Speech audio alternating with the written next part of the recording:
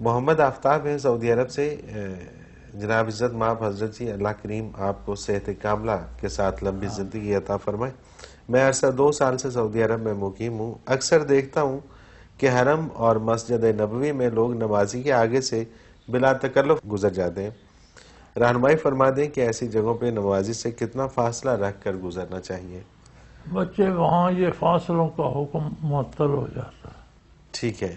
مخلوق اتنی ہوتی ہے کہ آپ آگے پیچھے گزرنے کو کوئی پیچھے سے گزرو گے کسی کے آگے سے گزر رہے ہو، آگے سے گزرو گے خود اس کے آگے سے گزر رہے ہو، لیکن وہاں مجبوری ہے، مخلوق اتنی ہوتی ہے کہ یہ احتیاطیں کی نہیں جا سکتی، عملاً ان پہ عمل محال ہے، تو جو عمل محال ہو کرنے والے کے لیے اس کا مکلف نہیں رہتا، ٹھیک ہے۔ وہ کرتے ہیں لوگ، اور وہاں اس کے علاوہ چارہ بھی کوئی نہیں ہوتا۔ صحیح۔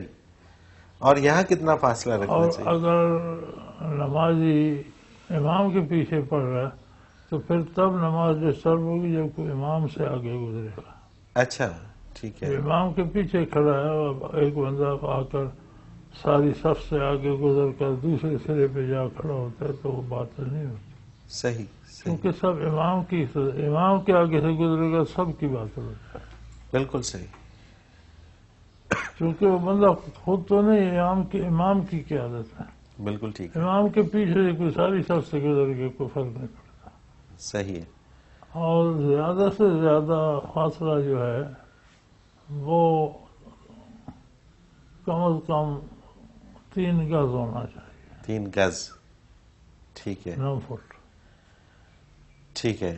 تو یا پھر وہ بندہ کوئی چھوٹا سا ڈھیلا آگے رکھ لے، پھر اس ڈھیلے کے بعد سے گزرتے ہو، اوکے، بالکل صحیح ہے۔ کوئی چیز آگے نہ ہو پردہ تو 9 فٹ کم از کم فاصلہ ہونا چاہیے۔ یہاں کھڑے ہوئے بندے کی نظر 9 فٹ تک جاتی، ٹھیک ہے، نمازی 9 فٹ تک دیکھ رہا ہو، صحیح۔